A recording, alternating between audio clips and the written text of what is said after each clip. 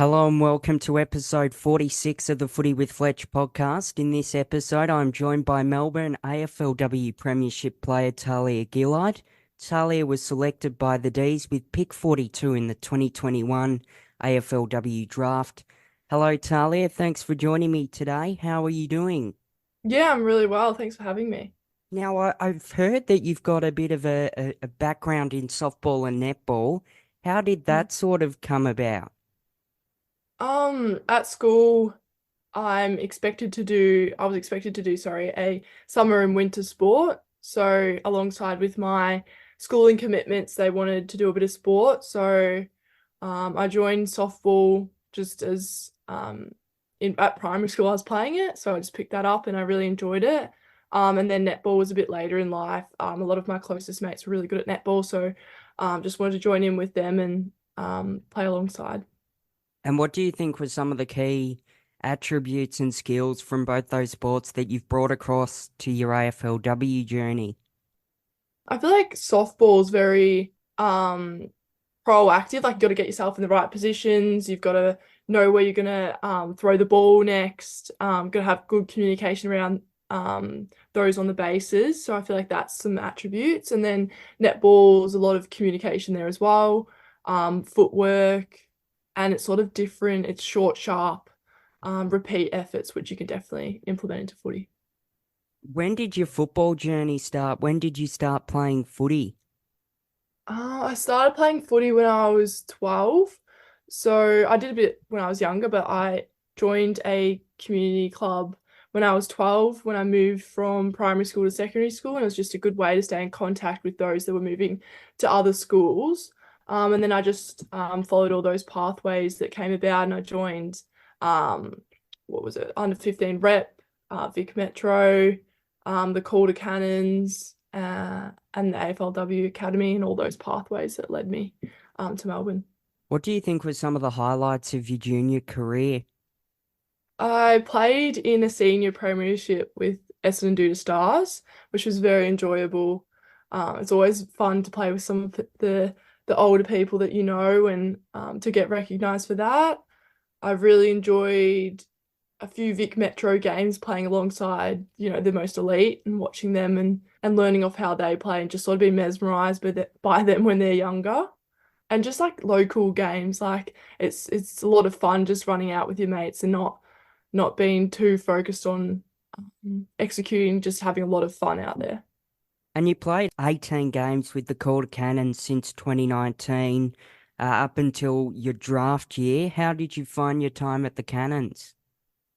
Yeah, I love the Cannons. I had a lot of fun there. I had a lot of close mates that were similar age to me. So we used to carpool from, high school to Calder. So there was about five of us, I reckon, which was always enjoyable when you've got really close mates and you can play footy with. And they really excelled out there on the footy field, which definitely helped me as well. And there's so many great moments at Calder, just learning and having a great support network around you as you're trying to get into the football profession. And what do you think were some of the best parts about being involved with such a high performance and elite environment at such a young age? I think hard work and then also pushing yourself. If you've got girls around you that are excelling in certain aspects, whether that be kicking or marking, you want to get to their level and you watch them and it helps you improve and they help you with motivation. You go to training because you want to get better like them and um, they also really helped you at Calder learn more about your position and little things that you can take further in life with footy. And what position did you predominantly play in your time at the Cannons? I played a bit of everywhere to be honest, but I feel like towards my end of Calder, when I was a bit older, I was playing ruck and forward, but early days I played a little bit of back. But yeah, predominantly ruck forward. And in your draft year as well, you were a member of the AFLW Academy. What was that experience like and what did you take away from it? It was a really high professional environment and you got to learn a lot about nutrition and the gym and the benefits of having a work-life balance and how to excel in your role and work in a team. And they just provide you with a lot of information which could help you. But then also, yeah, having a lot of girls around you that are really talented footy players also helps drive you and sets the standard, and you learn off them. So obviously a good close mate of mine, Georgie Prasparkas, was in there and from the Calder as well. So playing alongside her, you'd learn a lot about how she plays footy, how she goes about things, and her enjoyment. I think I also learned a lot from the coach at the time. He's still the coach, I'm pretty sure, Tarkin Lockyer. And he really helped me with my rock craft, and I could definitely go reach out to him to learn a few little tips and skills from him. I guess it's really interesting as well. Obviously, you'd get to line up against Georgie Prasparkas. What's it like when you, I guess, play the Cats? And is there a rivalry between you two out on the field?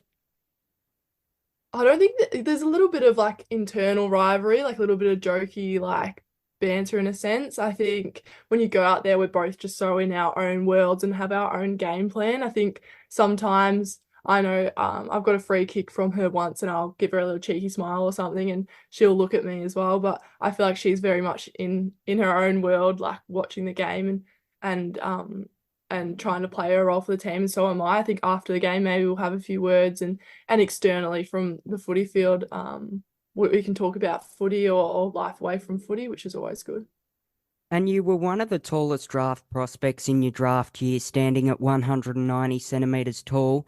How do you think that this helped you in being drafted, along with your skills and your style of play? I think obviously having a bit of height is a good attribute in the footy world. There's a lot of positions that need that extra height, so it's obviously an advantage. And it also allows me, to play, full back, full forward, ruck, those options as well. But I think it comes with a lot of other things. Like it's known in the AFL that it takes longer for someone taller to develop. Um, but I feel like that attribute has allowed me to excel and focus on my marking and bring something different to the team. Um, I think also that trait of mine has helped me move into a fullback position. So obviously, as I was drafted, I was a ruck and a forward, and that height has allowed me to, learn that role. Obviously, there's other traits that people have that help them, go into other roles like speed, maybe go on the wing or, something like that. So I think that particular attribute of mine helped me just move swiftly into that role as a fullback. And I guess mentioning being a fullback, you obviously get to play on some of the big name full forwards in the Mm. AFLW. How stressful is it when you line up on someone like Jesse Warthaw or some other players in the comp?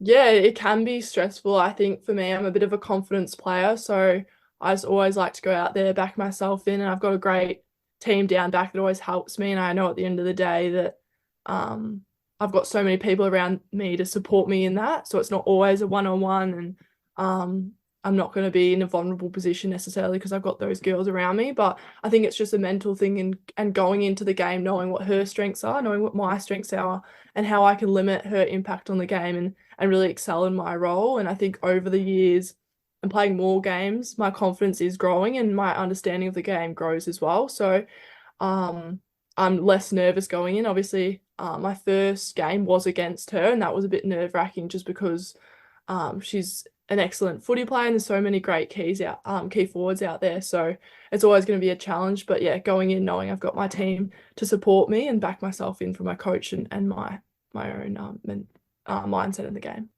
Which clubs interviewed you in the lead up to the 2021 AFLW draft? I got interviewed, like a formal interview by every club except Melbourne. So every Victorian club gave me an interview. And then yeah, I spoke briefly to Melbourne at the Vic Metro trainings and a few other clubs there. But yeah, all the clubs had formal Zoom interviews. Yeah, except That's Melbourne. interesting though, that Melbourne weren't one of the clubs that had a formal interview with you, but you sort of ended up there. Did you have any inkling that you were going to be selected by the D's, or did it come as a bit of a surprise? Oh, it was a massive surprise. I obviously not being interviewed by them, I personally wasn't on, I didn't think I was on their radar. And it was, so they had two picks in a row and they just picked another rock, a father-daughter GC. So I sort of was looking away from the screen and was like, oh, there's no chance I'm getting picked up. And then I heard my name. So, yeah, couldn't be happier that Melbourne picked me up. They're a great team, and it was always a good little surprise there. And what was the draft night like for you? This was when there was COVID, so just at home with the fam watching it. I had some um schoolmates on FaceTime just listening in, which was exciting. And it's obviously really nerve-wracking. And as more names get picked up, it's you get a bit more vulnerable and like, oh my God, am I going to get picked up? And that those thoughts race through your mind, especially when clubs have spoken to you and they're saying certain things like, oh, we'd love to take you and you're someone we're looking for. So you've got this one side of like taking in what the clubs are telling you and how you've performed and external noise, but then you've also got your own thoughts on it. And yeah, I was just happy to get picked up by any club, and I was just waiting for my name to get called out. And your first season in the AFLW was season 6 in 2022. How were you told that you were going to make your AFLW debut with the D's? We were at Casey Fields, and we usually had like a trivia night, or someone would sit up on a seat and they'd ask questions and you spin something. Anyways, my name got chosen, and Daisy was up there with me, and she just asking me all these random questions like, I don't know, if you were a fruit, what fruit would you be? And all these odd questions. And then she said something along the lines of you're making your debut. And obviously it was really exciting. And I love that she was the one to let me know that I was making my debut, and it was in front of everyone. And it was, yeah, it's a very special moment. And it's something that you want to just take in and remember that whole experience from like, get it like, so the journey there and all the hard work, and then getting a name called out by her, and then performing and playing. So yeah, it's something I'll definitely remember. And Daisy Pearce is such a star of the AFLW, now senior coach at the Eagles. You touched on Mm. it a little bit. It must have been really special that it was Daisy Pearce that told you you're making your debut. Yeah, definitely. I feel like it's whether I feel like getting it from a leader or coach, it means a lot more. Especially someone of her caliber and her experience and just her reputation within in the AFL and at Melbourne. She's someone that everyone looks up to. Everyone really values her opinion, and to hear it from her meant a lot. Especially as I was a defender and sometimes I'd play against her in the forward line. So knowing that she backed me in as well was yeah, it meant a lot. And what do you remember from your debut game? I remember the finish line. It was a really close game. It was always um close to the siren. I remember I'm pretty sure they had a shot after the siren or somewhere around then, and whoever kicked it didn't make the distance, and we were all, crowded in the goal square. And when I think Tay probably spoiled it, yeah, everyone getting around us, and yeah, the girls coming up to me after the game and saying, "Yeah, you played really well," or like, "So glad to have you out there," and then seeing my family and stuff in the crowd. Yeah, the whole sort of ending of the game made it even more special because of how close it was. I also remember my first touch as well was it was an intercept mark. So yeah, I feel like the start of the game and the end of the game was my highlight. Yeah. It must have been a bit of a confidence booster as well, taking an intercept mark for your first touch as well, just to settle the nerves a little bit.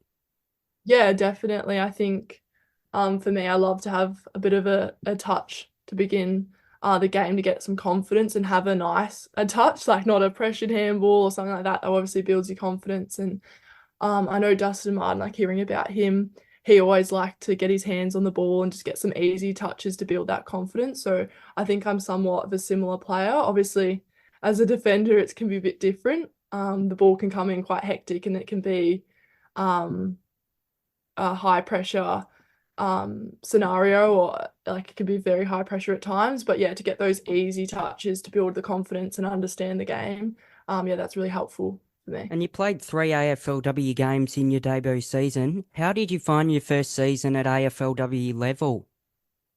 I think for me, I was very like nervous, and I felt like, oh, I didn't want to make a mistake because I didn't want to get dropped, and I was like, I just want to really excel and show what I can do. And I feel like I was really in my head a lot for those 3 games, especially because I was sort of a fringe player and I was coming in and out. And because I was an emergency, for me, it was more mental, and I really wanted to show why I should be out there.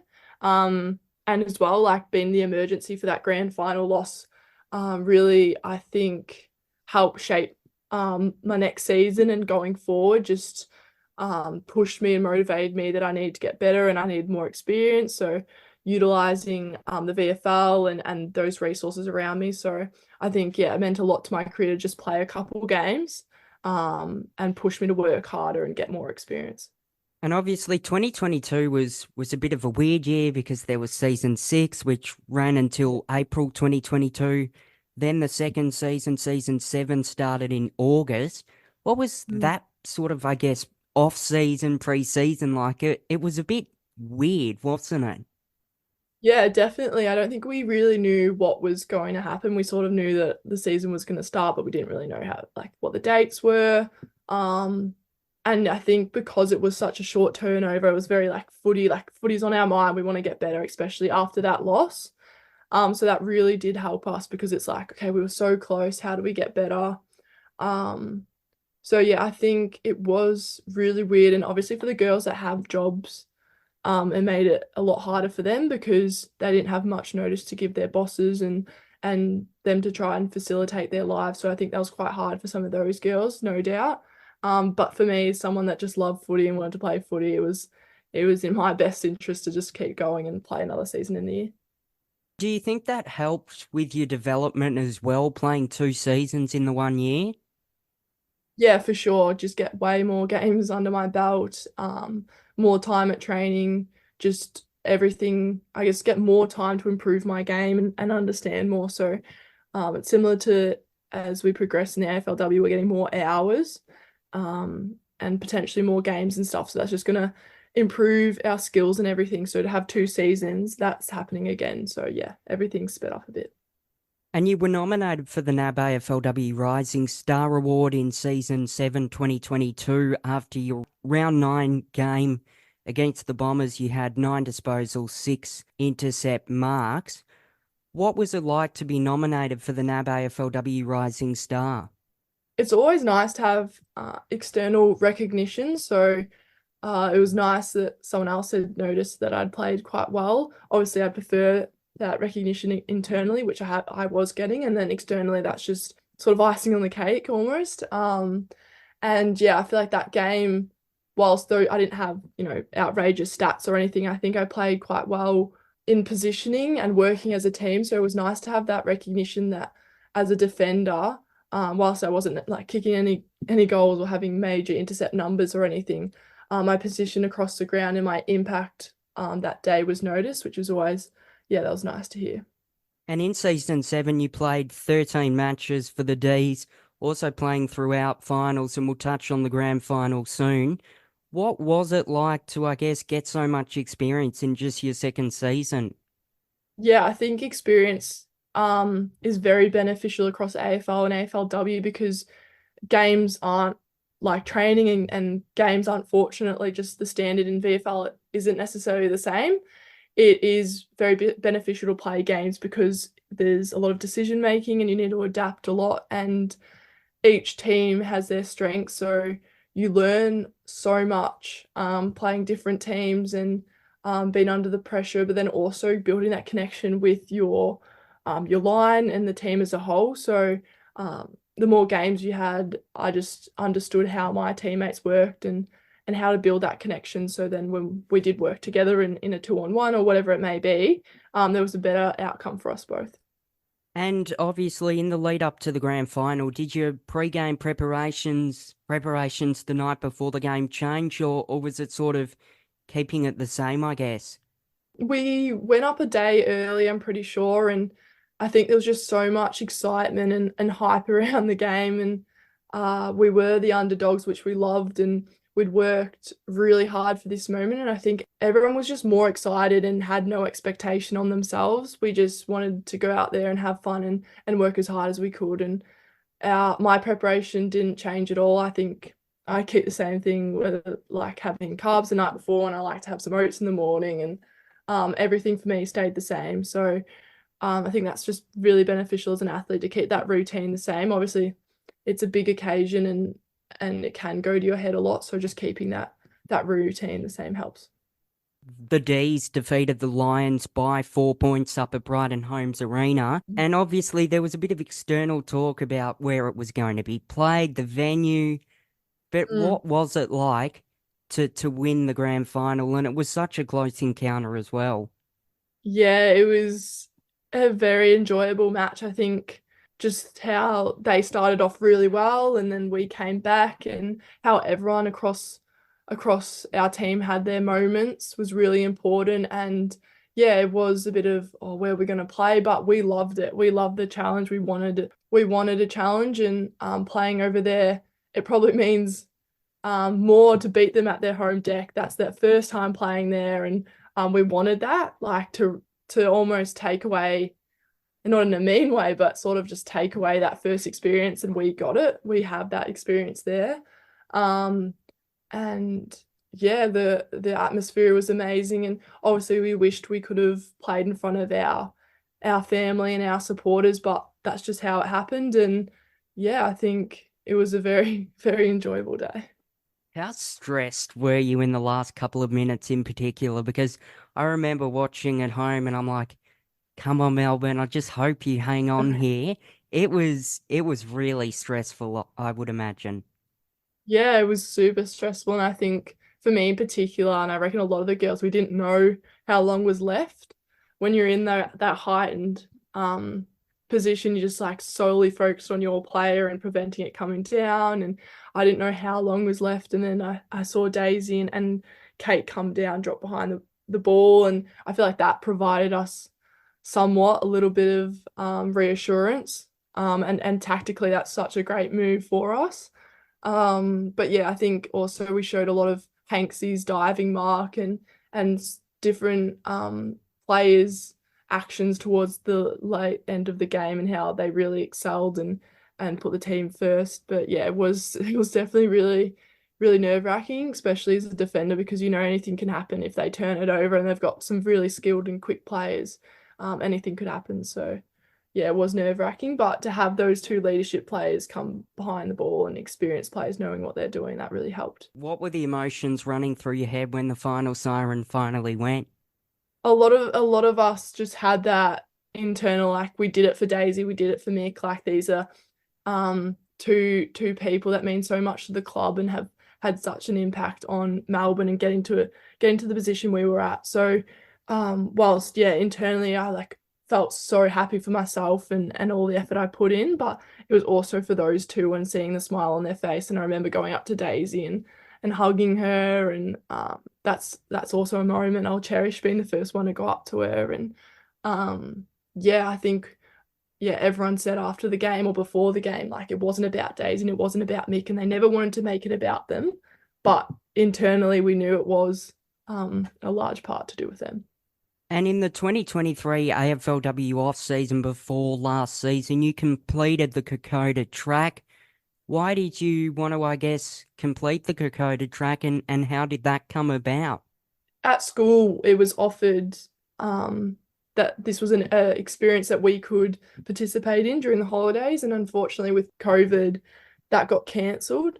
So me and my best friend Dave, we just threw the idea out, like, hey, would you want to do it? And we both were really excited and keen to do it.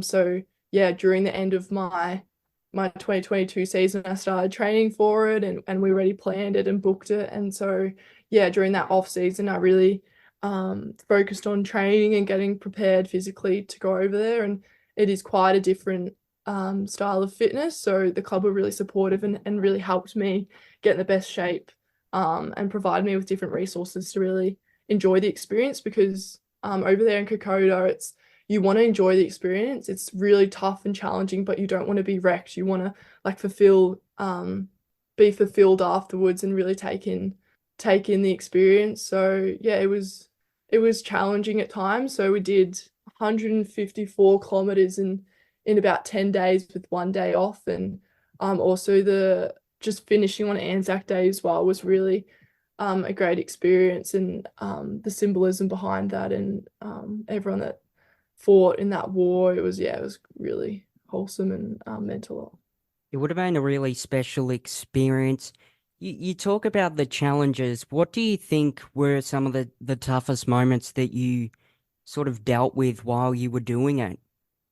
There's a lot of things that you can't prepare for, whether that be like injury and feeling sick and stuff. So there was a few times that I remember there was one day that I felt horrible because I was taking these, you have to take certain medications when you're over there to prevent, getting sick, and there's a lot of insects and stuff over there. So I was taking some medication, and for whatever reason I just felt really sick that day, and just having to push through and hardly eating anything, and um getting really bad chafing and getting really bad tinea on your feet where it's really painful to keep going. So a lot of that resilience, and then being in uncomfortable positions as well.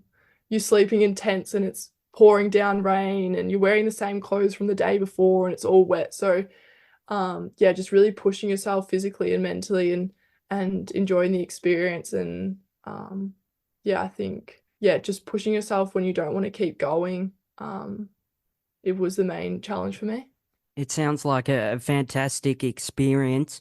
And last season, Melbourne finished second on the ladder with 8 wins and 2 losses, dominating in the home and away season.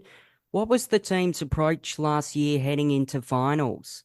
I think just play the same brand that we were playing during the season. Obviously, we played quite well to finish second, so we wanted to bring that into the finals and really challenge and play our brand, and not fall susceptible to our opposition. And unfortunately, I reckon that's what happened. So yeah, I think that was our plan. How disappointing was the fact that you went out in straight sets, and how are the team looking to sort of ensure that doesn't happen again in 2024? It's very soul crushing because you work so hard during the season and pre-season to get to those finals, and especially to the grand final. But yeah, to be beaten in straight sets was really upsetting. I think in the first game, it was like a kick in the bum almost, like, oh, well, um, they were just a lot better than us. Come on, let's move forward and improve on that. I'm quite optimistic. But yeah, in that second game, we were just honestly not good enough. And you need to be able to perform in the finals. And if you can't do that, then at the end of the day, it doesn't matter how well you are during the season, and anyone can get beaten. So I think going forward, we'll watch a lot. And we already have watched those finals back, and have a lot of learnings to be done from that. And we'll definitely change a few of our approaches going in, whether that be personnel or game plan. So I think that's really exciting for us. But also, yeah, trying to take it to the best. We now know that, you know, whether that be Brisbane who won it, or those girls that have beaten us, but yeah, trying to improve and beat them going forward. And what position are you expecting to play in the upcoming season? Is it a key defender role again? Yeah, it will be a defensive, yeah, key defender role, but I'm also doing a bit of ruck stuff in the off season and in VFL. So there's going to be opportunity potentially for me to go ruck. It just play in ruck, sorry. It just depends on what's best for the team. And you obviously get to play alongside players like Kate Hoare, Taylor Harris. You played alongside Daisy Pearce. What's it like to play alongside some absolute stars of the AFLW? Yeah, it's always fun to watch people at training who do some crazy things. I think Kate has a great mindset and approach to training, and she really pushes the group and has great skills. So it's always fun to watch her, and as well as Taylor or Edo playing against them as a defender is always fun. And I feel like the girls around you really help you excel in your role and learn and become better. So, sorry, I learn a lot by playing against those players, and learning how I can defend against them better. But yeah, it's a lot of fun watching them do some crazy stuff at training, and we have so many talented girls um, in our list, so it's always fun. And how do you go about reviewing an individual performance after an AFLW game? That's something that I probably struggle with because I am just a hard critic on myself, and I always think that I just have an average game, or I could do better in these areas. And I think that's because we are perfectionists. So I do talk a lot to whoever my defensive coach is. So Tam was someone that I reached out to a lot, and I'd watch a lot of clips. But depending on your position, you have sort of a criteria, or sort of as a defender, it might be win my one-on-one contest. So if I beat all my one-on-one contests, then I've had a good game, and just rating it based on those things that are applicable. And as a defender in some games we've played over the years, I might not touch the ball or I have limited impact, but I still have a great game because I'm playing my role and I've stopped my player getting the ball, and I might have 2 touches, but that's a good game for me. So it's also understanding that balance as well. And just finally, you have the nickname Jules. How did that nickname sort of come about, I guess? And who gave it to you? Yeah, I rocked up to training early on, and I was talking to Todd and Taylor, and Todd might have made a joke or something about my name and like just Tahlia Gillard, and so obviously Julia Gillard, and Taylor just came up with the nickname Julia and Jules. So I've got that over the past couple seasons at the club, and some people call me Julia, some people call me Jules. But yeah, it's not a bad nickname. I don't mind it. Well, thank you so much, Talia, for jumping on and joining me on the podcast today. It was great to hear about your story, and all the best of luck in the upcoming season. Yeah, thank you so much for your time. I appreciate it.